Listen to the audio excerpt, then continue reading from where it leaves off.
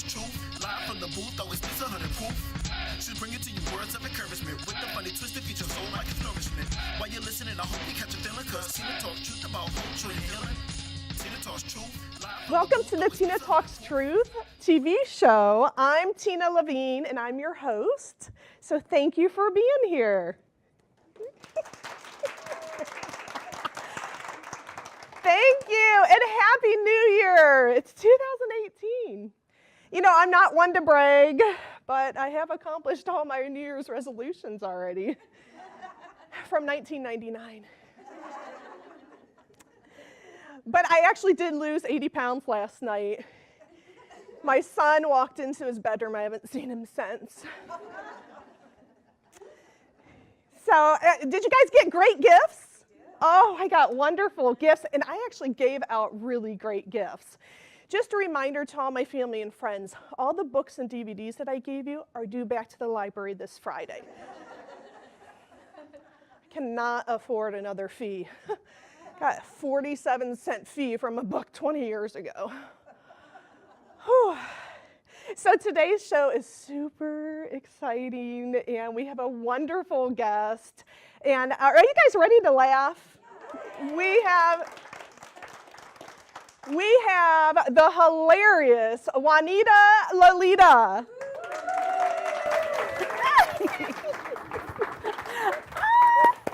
I'm so excited to be here. This is amazing. I'm like the Tina Talks Truth TV show. And like she says, mi nombre es Juanita Lolita. And I need to know, please, if you can say for me, Juanita Lolita. Juanita Lolita. That's very good. It's a funny name, huh?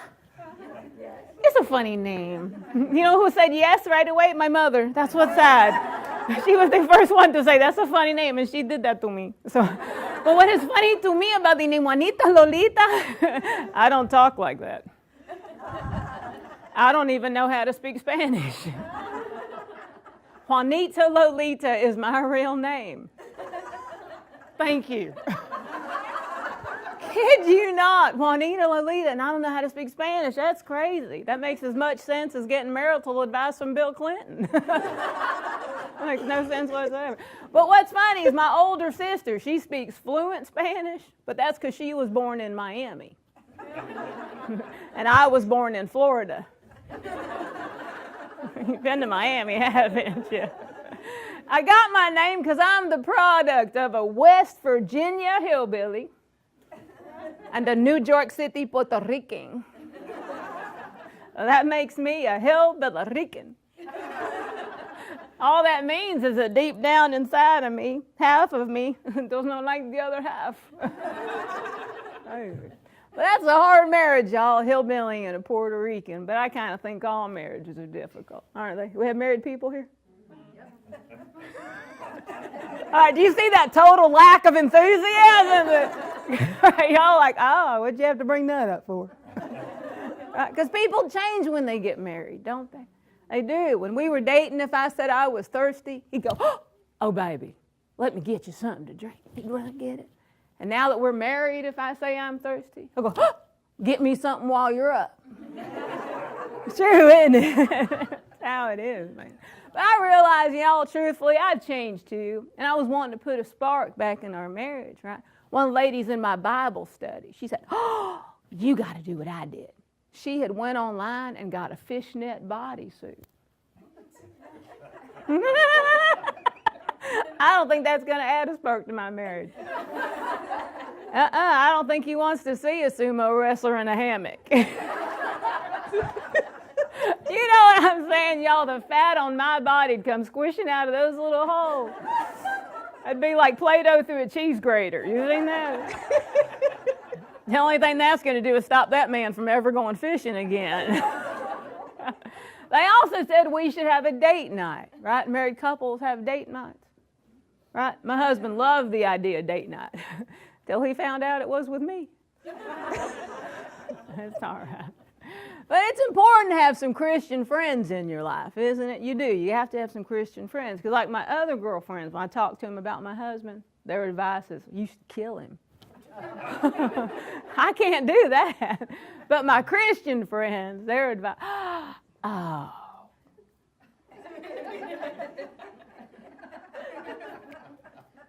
Well, bless his little old heart. You know, I think we should pray for him. And then you need to kill him. And we'll pray for forgiveness. Much better right there. But I have some advice for y'all, and this works for men or women. You want your significant other to think before they speak? You tell them you want to become a comedian. My husband's so afraid of giving me new material that he hasn't spoken to me in months. Of course, it doesn't help at all. I'm following him around with a pen and piece of paper going, you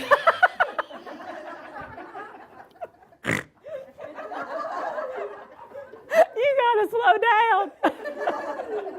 Next time I'm wearing a wire, man. Then I realized, y'all, I was wearing a wire. Victoria's Secret could make a fortune if that underwire had a microphone. Wouldn't that be great?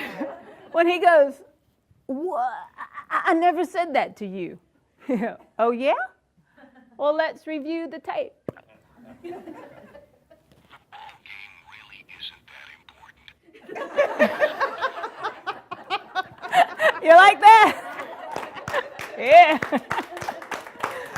That's my Victoria's Secret agent undies. Yeah, 0038. Okay, 32. And I have a disclaimer. I didn't get this at Victoria's Secret. All right, I don't shop there, man. Any of y'all shop there? That place is expensive, isn't it? I think that's why they call it Victoria's Secret, because when you get home, you're hiding the receipt. It's expensive. My friend said she needed to go. She goes, we have to find a Victoria's Secret because the underwear is on sale for $10. I said, for one pair. I can go to Walmart and get me a 6-pack of breeches for $10. Of course, I realize now it's because the stitching is irregular.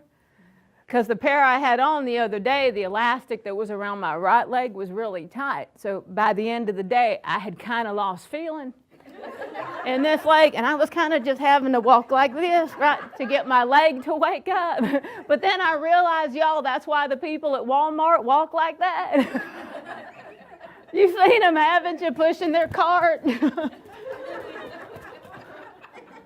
I thought there was something wrong with them. That's just a cheap undie pop and lock there, man. Oh, hey. But I tell you, I needed to have something like this the other day because my husband was out of town. And I called him up. I said, how's it going? He said, oh, I don't like this area I'm at. He said, I went out to dinner and a cougar tried to pick me up. Cougar. Y'all, my husband's over 55 years old. If an older woman's trying to pick him up, that's not a cougar. That's a saber-toothed tiger right there. Oh, Lord have mercy. I tell you, I joke about being married, but I absolutely love my husband. I do. He's a great man. But I tell you what, I started thinking about just all the things that we women do to look good for a man, all the things we try to do to look good for them. And it's kind of crazy. We do everything from A to Z. Airbrush, Botox, collagen diets, emulsifiers, facials, girdles, hoisted, jerked, injected, killed, lipoed, microderm, nipped, operated, peeled, coiffed, rhinoplasty, sucked, tucked, underwired, vex, wax, exfoliated, yanked, and Zumba.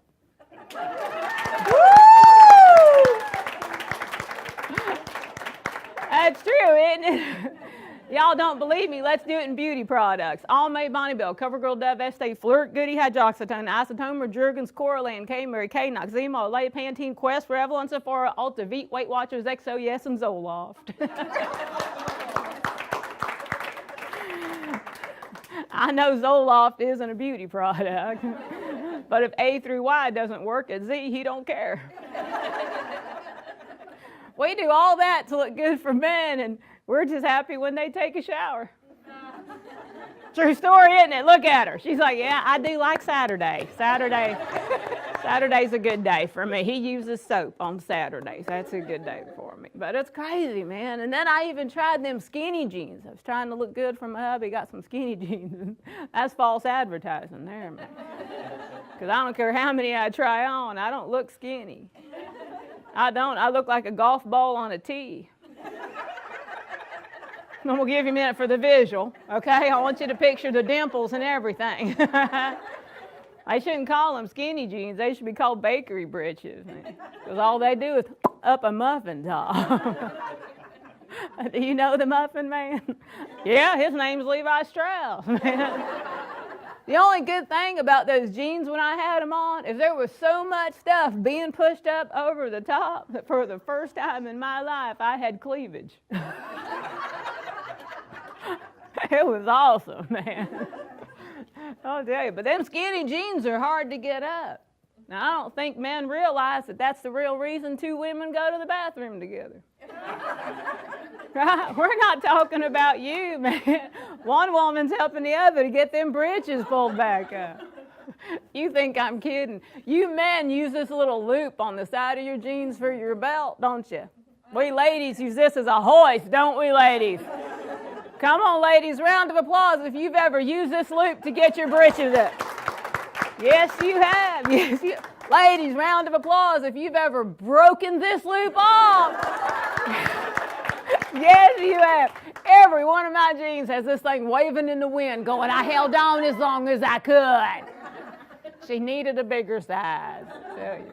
But I thought them skinny jeans were hard to get up. But when I was in the dressing room and I had all that stuff pushed up over the top, a saleswoman walked in on me. She went, oh my. And she brought me in a pair of Spanx. Now see, women are chuckling, right? And men are going, what is this thing of which I've heard? Let me get you up to snuff, gentlemen. Spanx is a full one-piece body girdle, right? Goes from here all the way out to here. It has shoulder straps that goes up and over to hold it into place, right? It's made out of this rubber, lycra, spandex material that's about 5 sizes smaller than that woman would ever dream of trying to squeeze into. True, isn't it? Me trying to shiv me into that thing is the equivalent of getting a king-size mattress into a smart car. So a lot of the same pushing and shoving. And I thought it was hard to get up. It's harder to take off, isn't it? I see some nodding, right? It's a good thing it had an opening in the bottom to pee out of. Because I wore it for a week. There you go. Thank you so much for having me here. God bless you. Thank you, and stay tuned. We're gonna talk to Juanita. Stay right there. Hey, it's Andrew with School Choice Week, and I want to invite you to participate in a really cool event. It's called Celebrate Youth, taking place January 27th from 10 to 2. That's January 27th from 10 a.m. to 2 p.m. at Pasco County Safety Town. It's a community-based School Choice Week event, and you can meet with folks from all across the community and have a lot of fun. So January 27th, 10 to 2, Pasco County Safety Town. Hope you can attend.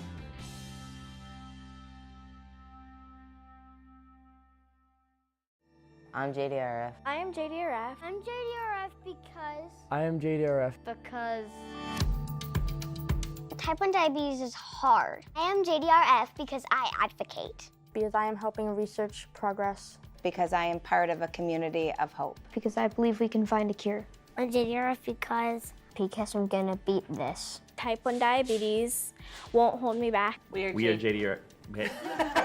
We are JDRF because we do big things. We are JDRF because they're the ones at the front lines doing what we need. Every morning when I wake up, I am JDRF. I am JDRF because I want an artificial pancreas. Because I am the mother of a type 1. Because I am a fighter. Because I believe in them. Because I want my kids to say they used to have diabetes. Because I want to help others. Because I believe we're all working together. Because together we can build a community. Helping to just raise awareness for type 1 diabetes. I am JDRF because I want to see a world where type 1 becomes type 9 diabetes. I am JDRF because I want a cure.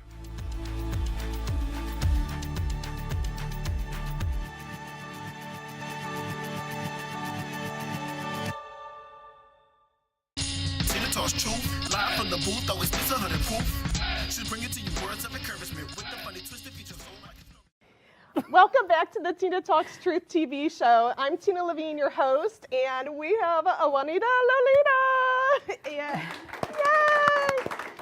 Yay! Isn't she hilarious? Oh, Juanita, you're so funny. And first of all, thank you so much for being on the show. Thank you for having me. I'm very excited to be here. This is great. And the check cleared and everything's okay? I didn't get it. Am I supposed to get a check? Okay, never mind.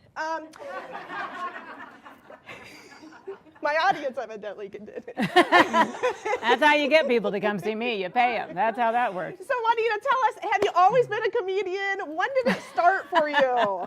That's two questions in one. I've always been funny. You kind of have to be when you have the name Juanita Lolita.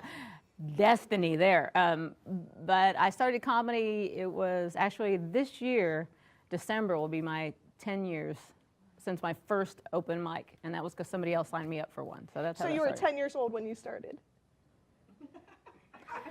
She's a really good makeup artist, I'm telling you what. So, yeah, no, I was actually in my 40s when I started doing comedy, so pretty crazy. And your coworker signed you up. I was a part of a dinner theater. It's called the Detective Dinner Theater, and it was an improv comedy theater. And one of the gentlemen we had two different casts that would work. And one of the gentlemen in the other cast said, you know, you're really funny, because during the intermissions, we'd do improv at the tables. And that was my favorite part, was improv comedy, joking with everybody. And he said, I'm going to sign you up for an open mic. And I thought he was kidding, but he wasn't. I got an email from a local comedy club that said, you know, I had 10 minutes or 8 minutes on stage, 6 minutes on stage. And I just went, you know, and it freaked me out. But I went and did it, and it ended up, there was a contest that night for Florida's Funniest Person, semifinals, or finals round, and I won my first time ever on stage. So it put me through to the semifinals of the competition. I finished in the top 5 in the semifinals my second time on stage and ended up in the finals. So it was pretty crazy. It was all a God thing. And it was funny, as in the finals, they said, I ended up 5th, and they said, you would have done better, but you went over your time because you had 6 minutes. Well, I knew nothing about comedy or anything to do with it. So from the stage, they were letting me know with a flashlight that I needed to get off the stage, and I thought they were just telling me I was doing good. I'm like, they like me back there, you know, but it's because I was waiting for the laughs, and I was scared to death, so I didn't know. So they said I got docked, or I would have done better, but crazy. You could have, like, just busted out and started, like, pop locking, you know, like it was a strobe light, and started dancing. I don't know. No, those days are over. The spandex is just not the same. No. No. So you brought up, I'm wearing actually your t-shirt, Stand Up for Him. So tell us all about, like, how do you keep continuing to do clean comedy in the places that you do comedy?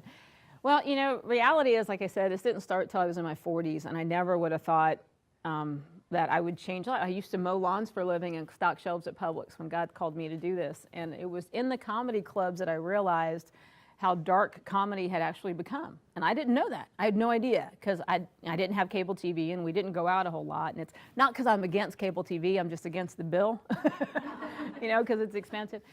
So out there was where I realized that comedy had gotten really dirty. And when I did just a couple of open mics, and one of the waitresses out there asked if I was a Christian. And I wasn't even talking about God on stage or anything at this point. And I said, yeah, I am. I mean, I didn't realize it was that noticeable, but I guess it is. So she asked if I would pray for her. And so we went into the restroom so that she wouldn't get in trouble, and I prayed with her. And that was kind of the beginning of knowing that this was where God called me and where he wanted me to be. And he's opened up doors that are incredible in what I've done and where I'm going. So really, it's all because I said yes, and I'm just along for the ride.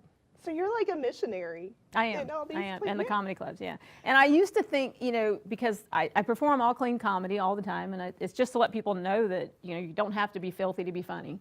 You know, you could just be clean. And I always thought it was for the audience that I was doing this, because I'm clean, and then I tell them why I'm clean, and I sell the merchandise. I let them know that I'm clean to glorify God, and I call it Stand Up for Him, because this is the United States of America. We should stand up for what we believe in, and in God I trust. So that's what I do. Thank you. So it's just been incredible. And I will have audience members after the show that'll come up to me. It's funny, I call them closet Christians, because they'll come over and go, thank you for what you did. I'm a Christian too. You know, it's like, well, you don't have to be incognito. But I'm finding more, it's the other comics. They're the ones that when I'm backstage, you know, they're talking to me more, saying, how did you get so far in comedy? How is it that you went to Vegas and you're, you know, doing all these different things? How did that happen? And I'm like, it's not what you know, it's who you know. It's God. He's doing it. So they're the ones that I'm getting to actually speak more about Christ to. And it's crazy. I'm doing clean comedy in biker bars, It's just, and they like it, so. And God is our greatest promoter. That's Yes. what's incredible is he opens big doors. What are some of the big doors that he's opened for you recently? Okay. So I'm going to try to make this as quick as I can. When I first started doing comedy, I knew nothing about it, absolutely nothing. And I knew God was saying this is what he wanted me to do, that he wanted me to quit my job at Publix, stocking shelves, and go do comedy. At that point in my life, I had one booking on my books, and it was with a Comedy Zone comedy club that was in Port Charlotte. That's it, one booking on my books. Wherever he sent me to do comedy, it was crazy. I would do a 3-minute open mic. They'd ask me to come back and do 7. Next thing you know, they're paying me to be a feature. And that's not the way comedy works. I didn't know that. I'm like, comedy's great, but other comics are like, how are you doing this? So that's not the way it works. It's a long process. So there were comedy clubs in Florida called Bonkers Comedy Clubs. They're all over. And I didn't know how to get involved with them, so I called up to find out what I have to do. And they said, all right, this is what you do. You come to an open mic that's in Orlando, and you do a few minutes at this open mic. If the owner sees you and he likes you, he'll have you come back and do some more of those. Now, this is all free. Do some more of those open mics. And then after a while, he'll bump you to a host, which pays $25. Then eventually, you'll go to a feature, which opens up for the headliner, and then you'll headline. It takes a long time. So I said, all right, well, sign me up for this open mic, and maybe it's going to work out. So I said, hopefully the owner will see me and he'll like me. And she said, well, we don't know if he's going to be here. I'm like, all right, you want me to drive to Orlando on a Wednesday night, church night, in the off chance that maybe this guy's going to be there? And so I said, don't sign me up. I can't do that. I can't afford the gas to go out there. I can't, So I said, all right, well, I guess I'm not going to do, Bonkers Comedy Clubs. So in the meantime, God's telling me, leave Publix. This is what I want you to do. I asked my husband. He said, go ahead, do this. It's longer. This will all be in my book eventually. Well, turned in my 2 weeks notice for Publix, all right? God having the ultimate sense of humor that he has. 3 days after I turned in my 2 weeks notice, I get an email from the city of Kissimmee telling me I've been chosen to compete in this competition called Central Florida's Funniest Person, and it's in Orlando. So I'm like, all right. Well, the night of that competition was my last day at Publix. So here I am at Publix, literally crying my eyes out because I'm thinking, driving that full 2 hours to Orlando because I'm like, I've got no savings, I have no retirement, I've got nothing, Lord. I can't believe I did this, and I'm crying driving out there. They decided to hold this competition like American Idol, all right? So they had 3 judges. One of the judges was the owner of Bonkers Comedy Club. So the man that I said I'm never going to get in front of, God said, you do what I ask you to do, and I will do things that you couldn't imagine. So I did the competition. At the end of the competition, he came up to me and he said, you're really funny. He said, how much time can you do on stage? And I said, about 20 minutes. He said, all right, you send me your avails. And I said, I will, as soon as I find out what that is. Google. Because I had no idea what avails was, so I went home, I asked a comedian, a fellow comedian, I said, what is avails? He said, it's your available dates to work. So I sent him my calendar. There you go. Other than this 1 week, everything else is yours. So he sent me back an email booking me as a feature comedian at 8 of his clubs. So I went from having 1 booking on my books to having 9 booking on my books just because I said yes to what God was asking me to do. So that is just one of the several things he's done. That is incredible. And that is the big God that we serve. It's when the we're big God that we obedient, serve. he opens these doors and Yeah. he will orchestrate it. And so, Yeah. how can people find you? I know, not like stalkers, but like your website, Facebook. With social media, it is like stalking anymore, isn't it? People would have went to prison for this stuff earlier, But yeah, Twitter, Facebook, Juanita Lolita, Juanita Lolita. You can also go to my website, juanitalolita.com. I'm on Instagram, Pinterest, all that stuff. I don't know how to do any of that, but I'm there. Awesome. You can find me. I can't find you. But. Well, and thank you so much for being here with us. Thank you. And thank you for tuning in to the Tina Talks Truth TV show. And once again, I'm your host, Tina Levine, and the truth is, there is hope.